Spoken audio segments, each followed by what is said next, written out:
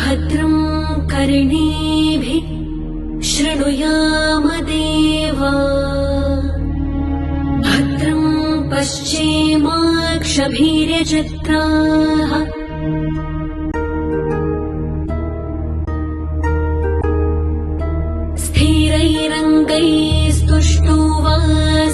स्थिरैरङ्गैस्तुष्टुवासस्तनूभिः व्यशेम देवहितं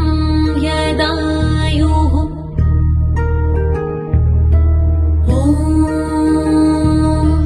स्वस्ति न इन्द्रो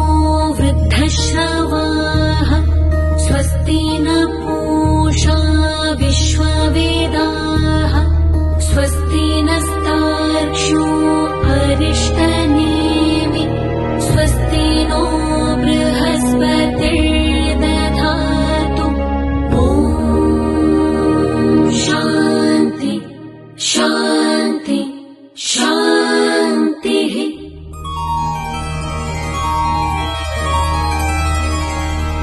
ॐ नमस्ते गणपतये त्वमेव प्रत्यक्षं तत्त्वमसि त्वमेव केवलं कर्तासि त्वमेव केवलं भर्तासि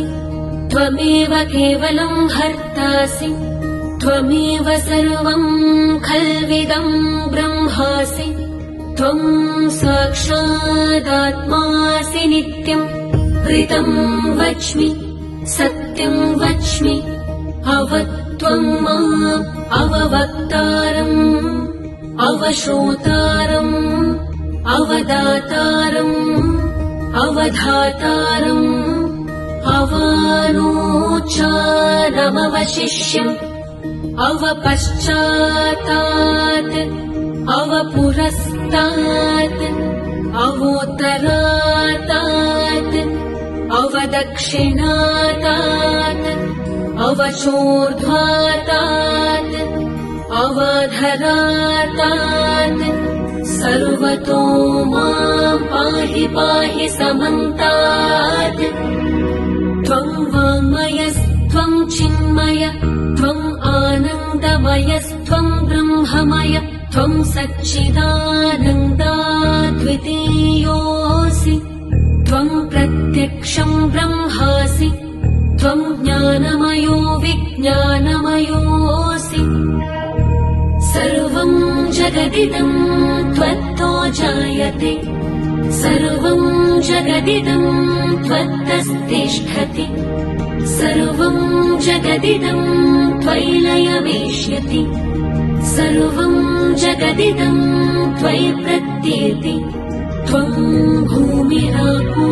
नलो निलो नभः त्वं चत्वारि वाक्पदानि त्वं गुणत्रयातीतः त्वं देहत्रयातीतः त्वं कालत्रयातीतः त्वं मूलाधारस्थितोऽसि नित्यम् त्वं शक्तित्रयात्मकः त्वां योगिनो ध्यायन्ति नित्यम् त्वं ब्रह्मा त्वं विष्णु त्वं रुद्र त्वं इन्द्र त्वं अग्नि त्वं वायु त्वं सूर्य त्वं चन्द्रमास्त्वं ब्रह्मभूर्भुवस्वरो गणादिं पूर्वमुच्चार्य वर्णादिं तदनन्तरम् अनुस्वार परतरः अर्धे तुलसितम्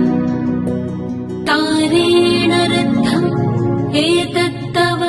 मनुस्वरूपम् गकारः पूर्वरूपम् अकारो मध्यमरूपम् अनुस्वारश्चान्त्यरूपम् बिन्दुरुत्तररूपम् नादः सन्धानम् सहिता सन्धिः सैषा गणेशविद्या गणकर्षिः निःसृद्गायत्री छन्दः गणपतिर्देवता ॐ गं गणपतये नमः। एकदन्ताय विद्महे वक्रतुण्डाय धीमहि तन्नो दन्ति प्रचोदयात्। एकदन्तम् चतुर्हस्तम् पाशमङ्कुशधारिणम् रदम् च वरदम् हस्तै बिभ्राणम् मूषकध्वजम् रक्तम् लम्बोदरम् शूर्पकर्णकम् रक्तवाससम् रक्तगन्धानुलिप्ताङ्गम् रक्तपुष्पैः सुपूजितम् भक्तानुकम्पिनम् देवम् जगत्कारणमच्युतम् आविर्भूतम् च सृष्ट्यादौ प्रकृति पुरुषात् परम्